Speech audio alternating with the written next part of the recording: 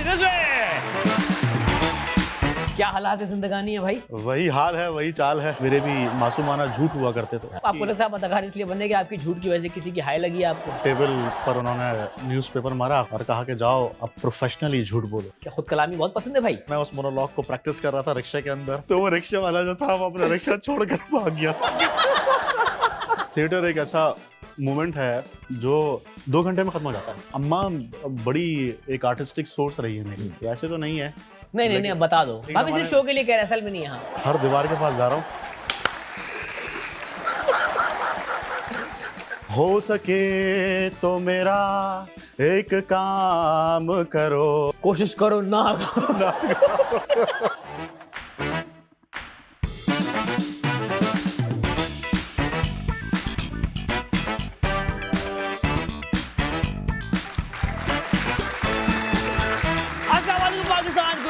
Ladies and gentlemen, you are watching the night show with Ayaz Samo। भाई पाकिस्तान की TV की history में बहुत सारी लाइंस वायरल हुई, बहुत सारे मीम्स बने, लेकिन मैं कहता हूँ कि हमारा जो नॉस्टैल्जिया है, हमारी जो टीनेज, मैं बचपन तो नहीं कहूँगा, टीनेज या हमारी जो बिल्कुल जवानी के शुरू के दिन थे, उसमें एक लाइन हम सब ने अदा की है और वो आज तक चल रही है कि कोई देखे ना देखे, शब्बीर तो देखेगा। भाई नासिर भी एक बहुत अच्छे होस्ट रहे हैं, एक बेहतरीन अदाकार हैं, थिएटर में मिसाली किरदार अदा करते हैं, फिल्में की हैं, ड्रामे किए हैं, बहुत कुछ कर रहे हैं, ज़िंदगी में भी बहुत ड्रामे किए हैं। एक नहायत ही मासूम और मुनज़्ज़म से शख्स लगते हैं। देखते हैं कि अंदर से कैसे हैं, आज खोलने की कोशिश करेंगे। मैं पानीपुर से ले आया हूँ, देखते हैं कितना खुलते हैं। बुलाते हैं आपकी भरपूर तालिब मिस्टर अली रिजवी। अस्सलाम वालेकुम अली भाई। कैसे भाई? चलो ठीक ठाक, गुड। बैठिए।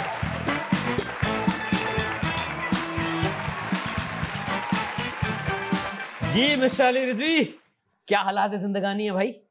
वही हाल है, वही चाल है। बस खाल नहीं रही, वो उतर गई है।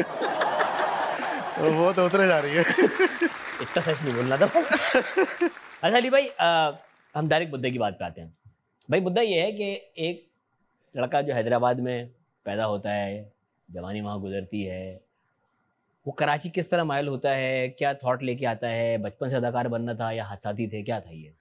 हैदराबाद में मेरी पैदाइश हुई थी और वालिदैन जो थे वो आ गए थे जब मैं छोटा था। ठीक है। बस पूरा फिर बचपना कराची में ही गुजरा, जवानी कराची में गुजरा। ददियाल अभी भी मेरा मीरपुर खास में है। ठीक है। तो बस फिर यहीं कराची के हालात में ही बड़े हुए और कराची के हालात से तो सब वाकिफ हैं। जद में रहे, जद में रहे और अब वो कभी कभार वो हमारे सोच का, हमारी रूह का है हिस्सा और बस उसी में हुए बड़े। उसी तो अदाकार बनने का ख्याल कब आया? अदाकार बनने का ख्याल मुझे नहीं आया था वाकई में। ना करो। हाँ, मैं बस झूठ बोलता था। हाय हाय हाय हाय, सच में। वाह। और वो झूठ जो था मेरा, वो ऐसी बकौल वसीम बादामी के मासूमाना सवाल जिस तरह होते हैं, तो मेरे भी मासूमाना झूठ हुआ करते थे।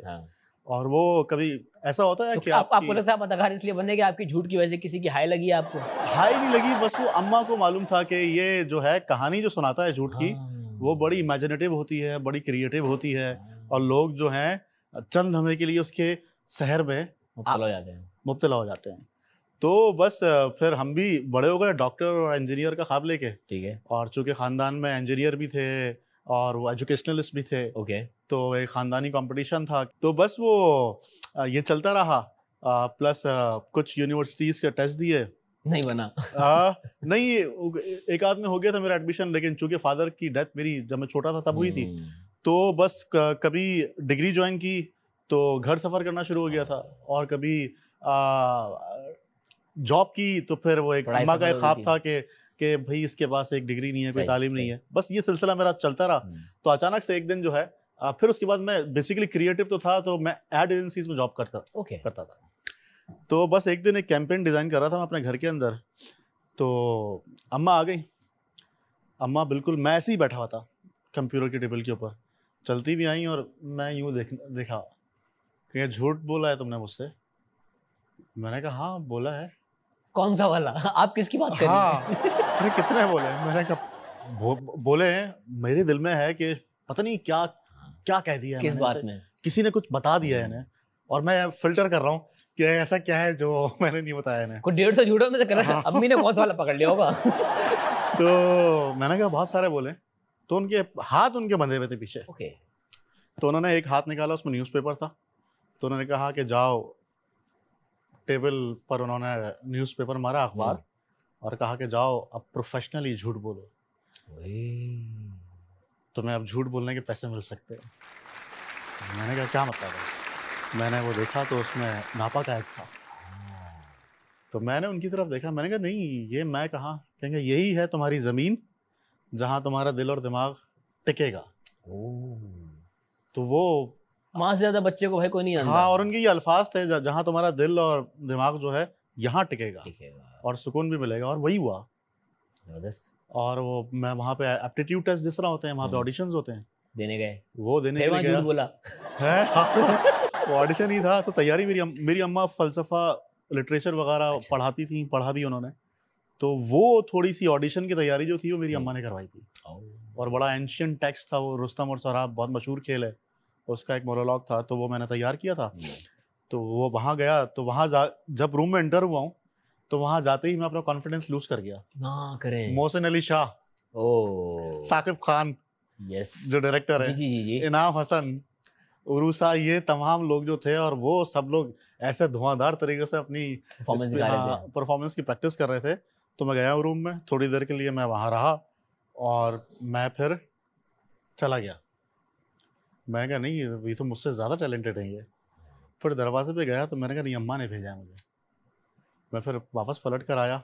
मैंने कहा ठीक है, मैं भी इनकी नकल करता हूँ, जो ये करें वो करूँगा। हाँ, मैं करूँगा। और प्लस जब मैं वैसी उनकी तरह मैं खुल के करना शुरू हो गया, फिर थोड़ी देर में मुझे याद आया कि अम्मा ने थोड़ा बेहतर बताया हुआ है मुझे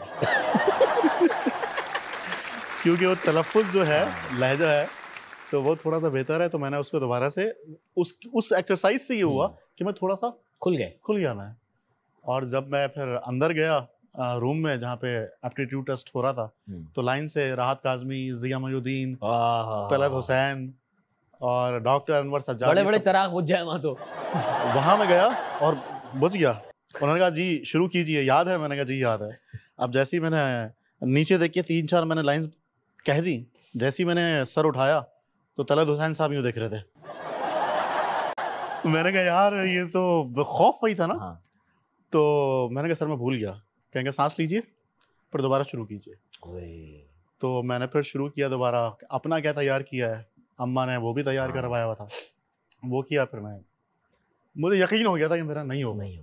मैं तकरीबन 300% कॉन्फिडेंट था कि नहीं होगा। अंदर स्टेज पे भंड के आ चुका हूँ, हाँ, अब नहीं बनता काम। इन्होंने लिस्ट लगाई तो मेरा नाम था उसके अंदर।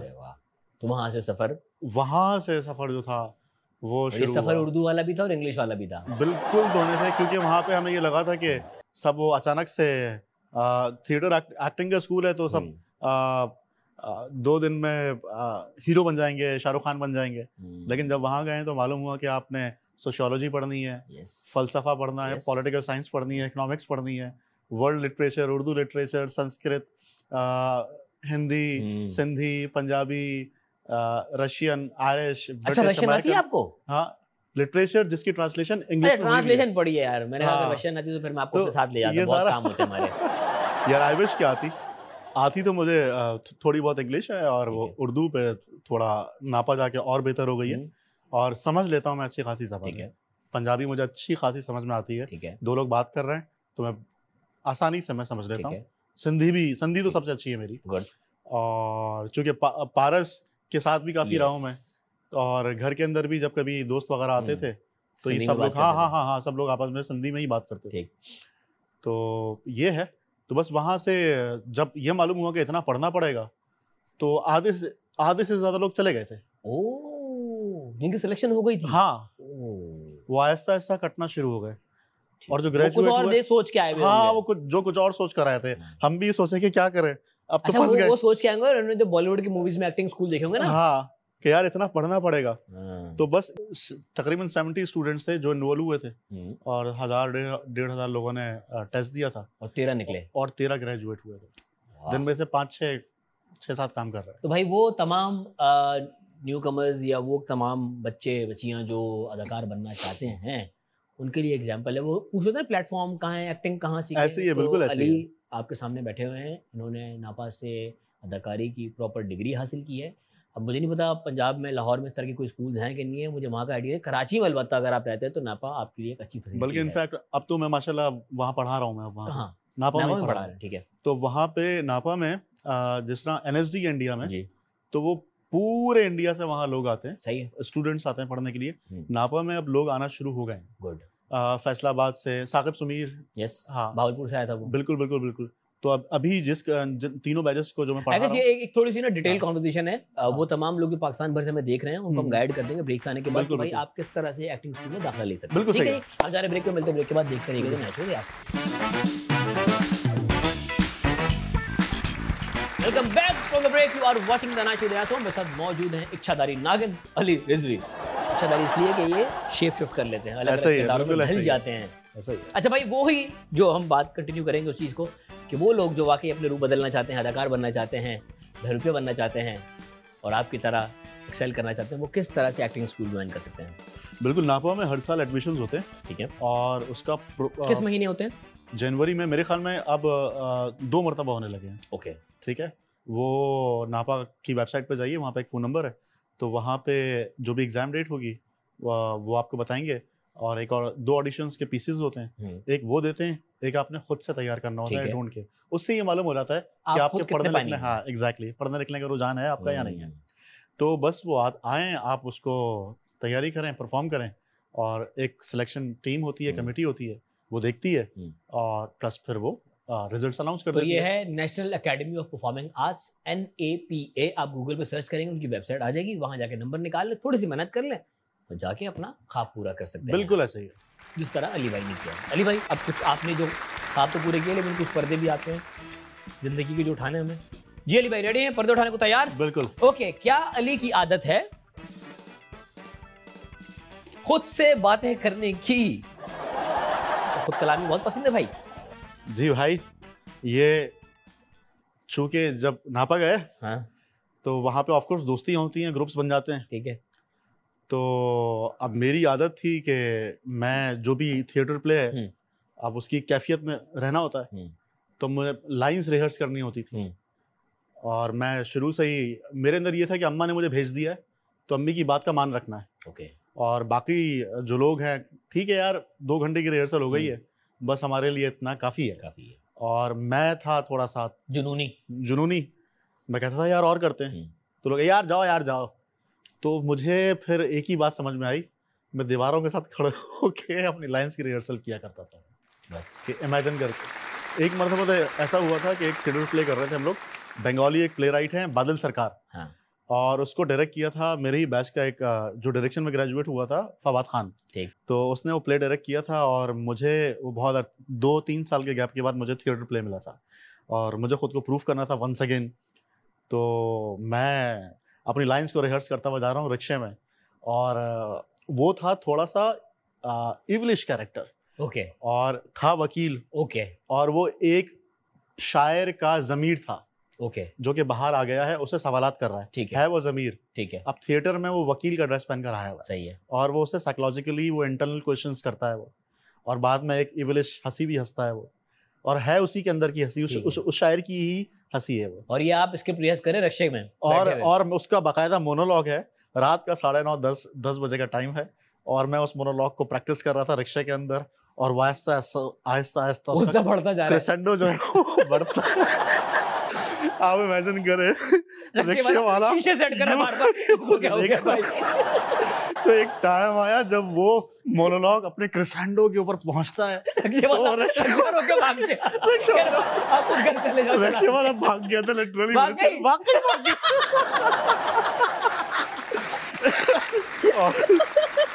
वो मुझे छोड़कर भाग गया था, फिर मैंने गौर से देखा तो वो जो रोड थी वो कारसाज वाली रोड थी।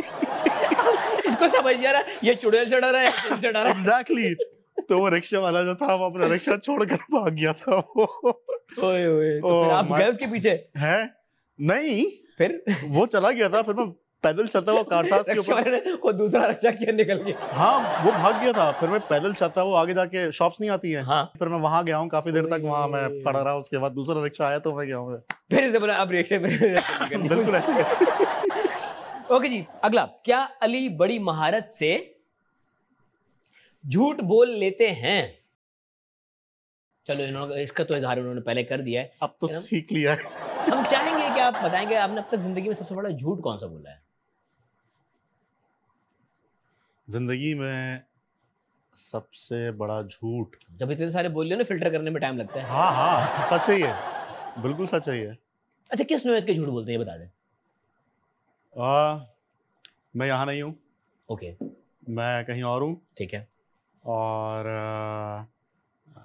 मैं बस अभी आने वाला था।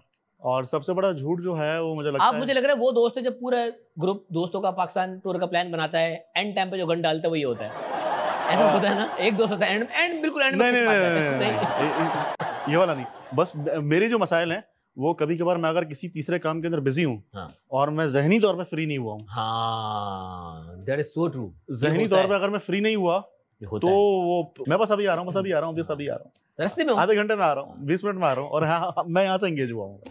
ओके जी, अगला, क्या अली की संजीदगी ने उन्हें लड़कियों से दूर रखा? ये टोटली उल्टा है। क्या बात कर रहे हो? जब मैं नापा आया था, हाँ, I used to be a very funky, okay, non serious. आहिस्ता आहिस्ता जब पढ़ते गए और किरदारों में जाते गए तो आया नजर कि यार बैलेंस भी जरूरी है। यस। तो अब पहले टाइम था कि आपका नॉन सीरियस होना जो है वो लड़कियों को पसंद नहीं आता था, नॉन सीरियस है, हाँ, ठीक है, अब टाइम चेंज हो गया है, तो आपका जो सीरियस होना है अब वो पसंद नहीं आता, अब वो पसंद नहीं आता। तो ये है, और ये होता है, और ये एज के हिसाब से ये वेरी करता है मेरे ख्याल में। और बहुत अरसे के बाद मैं अपनी लाइफ के अंदर बहुत मुश्किलों से मैं एक सीरियस बिहेवियर में एंटर हुआ था मैं, और वो नहीं आई, वो कोई नहीं आया, वो है ना, फिर कोई आया दिलेजार, नहीं, कोई नहीं आएगा, रा होगा, कहीं और चला जाएगा, तो यही है। और वो मिडिल क्लास लड़कों के साथ तो यही होता है। तो अभी कहाँ किस जगह मौजूद है जिंदगी में? कोई मेरी है? जिंदगी, हाँ मैं मैरिड हूँ। मैरिड है माशाल्लाह। हाँ, मेरी एक वाइफ है और एक बेटा है मेरा।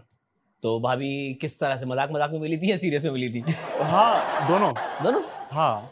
Love marriage? लव मैरिज नहीं, काइंड ऑफ एक एक्सीडेंट था। एक्सीडेंट क्या मतलब? बहुत अचानक से हो गई थी मेरी शादी। बिल्कुल अचानक से? बिल्कुल अचानक से हुई थी। पकड़े गए थे आप? नहीं हम दोनों एक दूसरे को नहीं जानते थे। बिल्कुल नहीं, हाँ ऐसे ही था।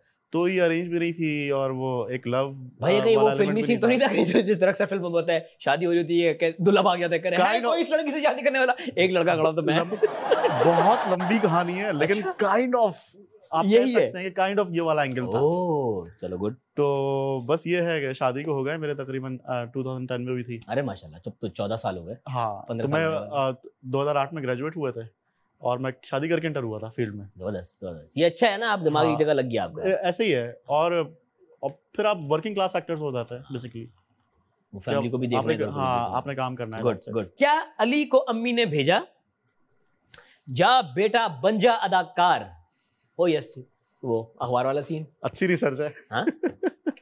हाँ, बिल्कुल ऐसा ही है। और एक इसके अंदर बस एक एलिमेंट ये है कि जितनी भी जिस तरह बीबीए के स्कूल्स होते हैं, उनके बिजनेस प्लान्स होते होंगे, उसकी प्रेजेंटेशन होती है। तो जिस तरह हमारा जो सेमेस्टर के जो फाइनल प्लेस थे या असाइनमेंट्स थे, उसमें हमारी थिएटर प्लेस ही होते थे। अम्मा को कभी लेकर नहीं गया मैं। एक दिन जिया मोइनुद्दीन साहब ने मुझे बुलाया, कहा कि भाई सबके अम्मी अब्बू आते हैं, कजन्स आते हैं, तुम्हारे घर से कोई क्यों नहीं आता? मैंने कहा सर वो जिस दिन फाइनल बड़ा वाला प्ले होगा और जिसे कहते हैं हमारी कॉन्वोकेशन, हाँ। उस दिन मैं अम्मा को लेकर आऊँगा। तो चंद हमें वो खामोश रहे, उन्होंने कहा कि ले आओ तो अच्छा है। मैंने कहा पता नहीं क्या कह रहे हैं, मैं चला गया। बस जिस दिन ग्रेजुएटिंग प्ले था और कॉन्वोकेशन थी, उससे एक दिन पहले अम्मा का इंतकाल हो गया। और बस उसके बाद जो है वो मैं अम्मा कभी मुझे देख नहीं पाई परफॉर्म करते हुए। तो इट्स लाइक कि हाँ ठीक है, खालिश रह गए दिल में है। और अब जब भी परफॉर्म करता हूँ तो मैं कभी कभार जो है खास तौर पर थिएटर प्ले परफॉर्म करता हूँ, और या कभी फिल्म करता हूँ, तो मैं कहता हूँ कि देख लें यार। तो वो जो खुद से बात करने वाला जो एलिमेंट है वो एक है, कंटिन्यूस है। और आई गेस जिस तरह अम्मा ने देखा अपने बच्चे में वो चीज, इसके बरक्स हमारी सोसाइटी में बिल्कुल उल्टा हो रहा है। वालिदैन अपने ख्वाब इन्फोर्स कर रहे हैं बच्चों पे, और जो कि सबसे गलत है। वो उनकी जिंदगी की खामियां थी, उनकी जिंदगी की महरूमियां थी। अपने ख्वाब जो पूरे ना हो सके अपनी औलाद, बिल्कुल ऐसा ही है, बिल्कुल ऐसा ही है। अपने बच्चों को अपने दौर के हिसाब से नहीं, जो कि 30-40 साल पुराना था, आने वाले दौर के हिसाब से आप तैयार करें, ताकि वो उनकी एडजस्टेबिलिटी हो। और जो कल्चर आप छोड़ आए हैं या आपका था, उसका बोझ बच्चों पर न डालें। बच्चों को जो दौर चल रहा है उसी में चलने दें, बस डेली व्लॉगर ना बनाना। हम जा रहे हैं ब्रेक, बिल्कुल ना बनाना भाई, ब्रेक के बाद देखते रहिएगा नाइट शो।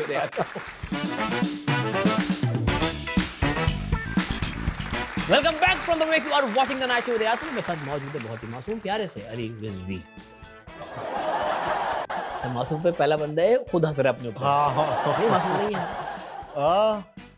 बस यार। अच्छा अली को अली क्या लगता है ये बताना। चलो, इंसान अपने आप को सबसे बेहतर जानता है। सच बता रहा हूँ, हर इंसान को ना अपना बड़ा तेज, बड़ा चालाक, बड़ा स्ट्रैटेजिस्ट सब लगता है, लेकिन वो टेस्ट का होता है। हाँ, वो टेस्ट तब होता है जब आप पब्लिक में जाते हैं। तो हाँ, कभी कभार कुछ लम्हात ऐसे होते हैं कि आप सक्सेसफुल हो जाते हैं, कभी कभार ऐसा होता है कि नहीं, आप एक्सपोज हो जाते हैं। अच्छा भाई, एक्टिंग में आने से पहले किससे इंस्पायर थे? कोई होता है ना, बहुत सारे एक्टर्स को देखते हैं, हमारा बचपन फिल्में देख के गुजरा है। हाँ। ड्रामे देखे हैं हमने, तो किस अदाकार ने सबसे इंस्पायर किया था कि यार ये काम करना है मुझे? यार शुरू से जो मेरी बचपन में अम्मा बड़ी एक आर्टिस्टिक सोर्स रही है मेरी। मेरी जिंदगी की जो पहली फिल्म थी जो मैंने देखी थी, वो क्लास 2 में देखी थी बस। और क्लास 2 में एक साथ ही अम्मा ने पता नहीं कहाँ से, वो जमाने में वीडियो कैसेट्स थे, वो उन्होंने अरेंज किए थे, और वो एक फिल्म थी सीमा, जिसका एक गाना है तू प्यार का सागर है, और एक फिल्म थी सत्यजीत रे, जो कि बहुत बड़े फिल्म मेकर हैं, बंगाली फिल्म मेकर थे बहुत। हाँ, बंगाली फिल्म मेकर हैं, और कहते हैं कि एशियन सबकॉन्टिनेंट के सबसे बड़े फिल्म मेकर अब तक के। बिल्कुल ऐसा ही है। तो वो घुट्टी जो है फिल्म की, वो मेरी अम्मा ने मुझे ये दी थी। फिर उसके बाद हर किस्म का सिनेमा देखा, फिर वो देखते हुए आप बड़े हो गए। दिलीप कुमार साहब, और पाकिस्तान में मोहम्मद अली, वहीद मुराद साहब, मोहम्मद अली, तो ये तमाम लोग थे। तो यही जो सब देखते हुए बड़े हुए, वही हम भी हो गए। ठीक है, ओके जी, अगला गेम है पावर प्ले। 23 सवालों के 23 जवाब देने हैं। ठीक है जी। यूट्यूब, थिएटर, टेलीविजन या सिनेमा? Cinema, TV, theatre. अच्छा, इस सीक्वेंस में है आप। ओके, अपने लिए आज तक सबसे महंगी चीज क्या खरीदी? 2 चीजें मैंने सबसे महंगी खरीदी थी। एक था फोन, जो कि 6 महीने के अंदर टकों का हो गया था। ले गए भाई? हाँ, जो नहीं गए थे। अब तो ये है कि आप फोन लें तो 1 साल के बाद उसकी प्राइस खत्म हो जाती है। मैंने कहा यार ये क्या है, इतना महंगा मैंने फोन लिया, और ये महंगा। कितना महंगा था उस वक्त?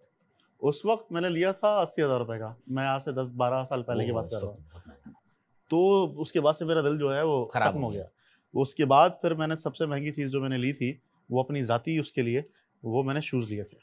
कितने महंगे? 2 लाख रुपए के हैं? नहीं 7,500 के थे। हाँ भाई, वाह। और उसके बाद जो है वो मैंने बड़ा फूक के वो रखा। जिस तरह कराची के रोड है, वो तो आप हाथ में पहन के चलते होंगे।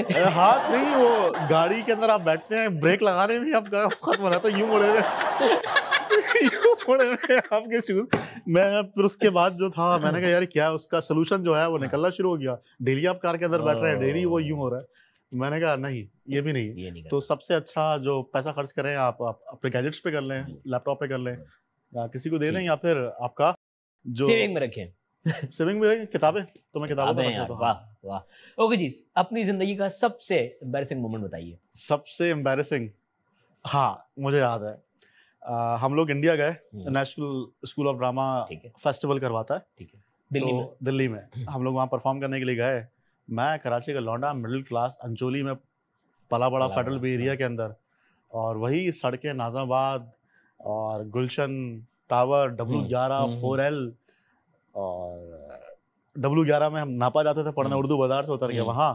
अब अचानक से थिएटर परफॉर्म करने गए हम लोग दिल्ली, और नेशनल स्कूल ऑफ ड्रामा में अगले दिन हमारा प्ले होना है, और हमें चूंकि गवर्नमेंट का ऑफिशियल डेलीगेशन है, तो हमें उन्होंने ठहरवा दिया 7 स्टार के अंदर। वो है जनपद होटल। जी जी। जनपद होटल जो है वो मैरियट, उसकी जो ज्योग्राफी है वो बिल्कुल ऐसे ही है कि जिस तरह मैरियट होटल है, थोड़ा सा वॉक करते हुए ज़ैनब मार्केट आ जाता है, ठीक है, सेम एग्जैक्टली जनपथ है, थोड़ा सा वॉक करके पालकी बाजार उनका आता है। हम जनपथ होटल में गए, सारे हमारे साथ, मैं और उषा, साकिब खान, मोहसिन, पारस वगैरह, ये सब लोग हैं हमारे साथ। और हम लोग होटल में गए, उन्होंने हमें कीज दे दी, कीज के साथ कार्ड वर्ड लगे हुए थे।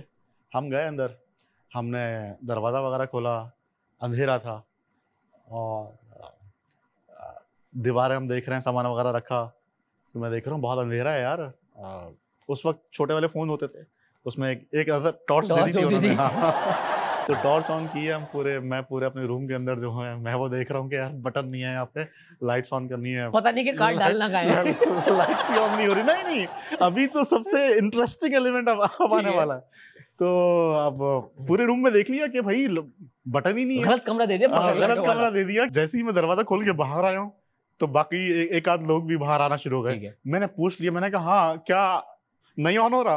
कहेगा हाँ यार कुछ ऐसा ही है। मैंने कहा यार मैं भी कुछ दिमाग लड़ाता हूँ। अचानक से मेरे जहन में कोई मिस्टर बच्चन, अमिताभ बच्चन की एक फिल्म थी कि जिसके अंदर कोई सीन था जिसमें दो हीरोइन जो हैं वो एक दूसरे को चाटे मारती हैं। ठीक है, मुझे वो याद आया। मैं अंदर दोबारा अपने कमरे गया, वो तो चाटे मारती थी। तो मैंने कहा चाटा तो नहीं मार सकता, मेरे साथ मेरा दोस्त भी था। तो मैंने हर दीवार के पास जा रहा हूँ,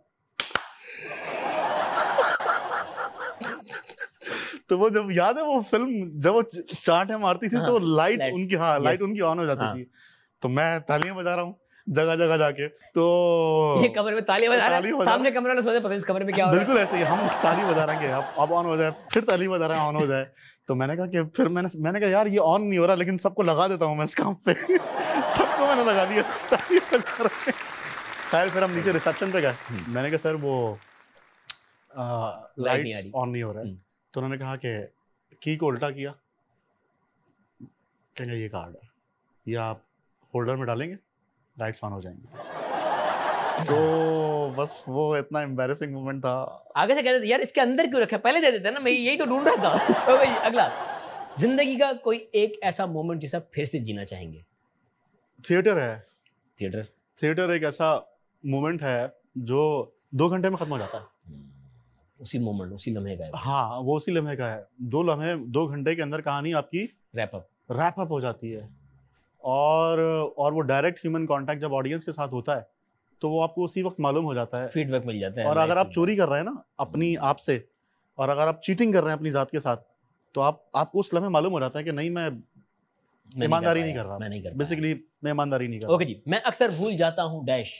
मैं अक्सर भूल जाता हूँ गाड़ी की चाबियाँ। यस, ये होता है, ये अदाकारों में हम ब्लॉकड होते हैं थोड़ा, बहुत भूलता हूँ मैं। ओके जी, most recent celebrity crush. Most recent celebrity crush वैसे तो नहीं है। नहीं अब बता दो। हाँ, लेकिन एक शो के लिए कह रहे, असल में नहीं है। हाँ, एक जमाने में काजोल थी। अरे वाह। ओके जी, किसी इंसान की किस चीज से सबसे ज्यादा इंप्रेस होते हैं? एम्पैथी को उर्दू में कहते हैं हमदर्द। यस, कि उसका दर्द जो है आप महसूस कर, वो बिल्कुल उसी इंटेंसिटी के साथ आप महसूस कर रहे हैं। वो जब मैं देखता हूँ कि मैंने कहा यार ये स्पेशल है। अरे वाह, तो ये बहुत कम लोगों में होता है। It's very rare. ओके जी, अगर आपको कोई सुपर पावर दे दी जाए तो वो क्या होगी? मुझे कोई सुपर पावर दे दी जाए तो वो क्या होगी? मासेस को कन्विंस करना। मासेस को नहीं बेटा, बहुत सारे लोगों को बनाया, मुझे पता है, छोड़ो। अगर आप सुबह उठे और सुबह आपको पता चले कि आप डकी भाई बन गए तो क्या करेंगे? अपनी सारी वीडियोस डिलीट करूंगा। हम जा रहे ब्रेक में, मिलते हैं ब्रेक के बाद, देखते रहेगा नाइट शो विद यासम। जब back from the break you are watching the night show with Yasam, मेरे साथ मौजूद हैं अदाकार, फनकार, बहरूपिये और क्या कहें, कलाकार, खताकार, सब कुछ। अली भाई, रॉन्ग आंसर्स ओनली, सही सवालों के बिल्कुल गलत जवाब देने, बिल्कुल सही, जितने गलत हो सके।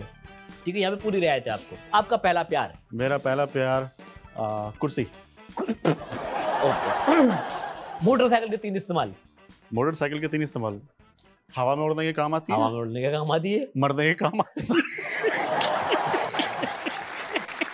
सही है किसी हद तक, ठीक है, सही है, मरने के काम आती है, शरीफ आदमी के मुंह से गालियां निकलवाने के काम आती है। ये सही था वैसे। ओके जी, बाबर आजम क्या करते हैं? बाबर आजम क्या करते हैं?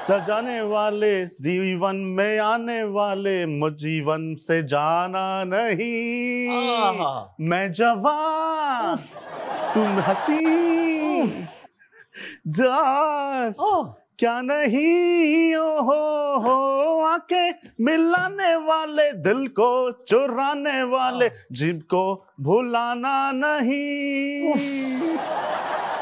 ओ भाई, हमने सुना था आवाज में दर्द होता है, आवाज में तकलीफ होती है, यहाँ बाकायदा टॉर्चर कर्ब है भाई, कर्ब मतलब आप सदमे में चले गए हैं भाई। हेडफोन उतार दे, नहीं हम ताब नहीं ला पाएंगे अली, ताब नहीं ला पाएंगे, बिल्कुल उतार दे भाई हेडफोन उतार दे। बहुत बहुत शुक्रिया आपका, हमसे गलती हुई, ये सेगमेंट हमने करवाया, हम कसूरवार हैं भाई। और इनफैक्ट मेरे घर के अंदर टोटली अपोजिट है, मेरा भाई जो है वो टोटली अपोजिट है, वो राहत फतेह अली खान पार्ट 2 समझ लीजिए। अरे वाह, सेम वैसे तो एक ही घर में मैटर एंटी मैटर दोनों है।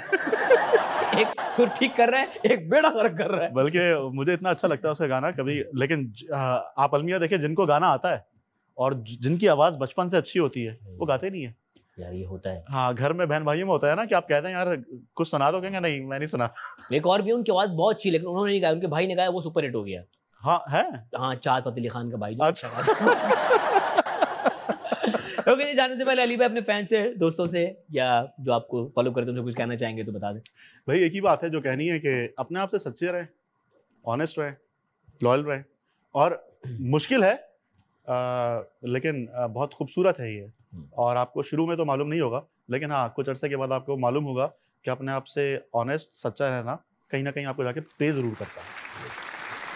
Thank you so much Ali भाई, आपका बहुत बहुत शुक्रिया आपके आने का। It was lovely having you on the show. मिलेंगे, मुझे भी बहुत अच्छा लगा, मुझे भी बहुत अच्छा लगा, बहुत अच्छा शो है। और मैं जिस तरह दूसरे शोज हैं वो उस तरह मैंने देखा नहीं था, लेकिन मुझे बहुत मजा आया और बहुत ही नीट क्लीन और मजेदार शो है। कैमरा बंद होने के बाद गंदा करते हैं। नहीं यही पे करते आज का शो खत्म। मिलेंगे आपसे अगले एपिसोड में, अपना ख्याल रखिएगा यार, तुम्हें जानना।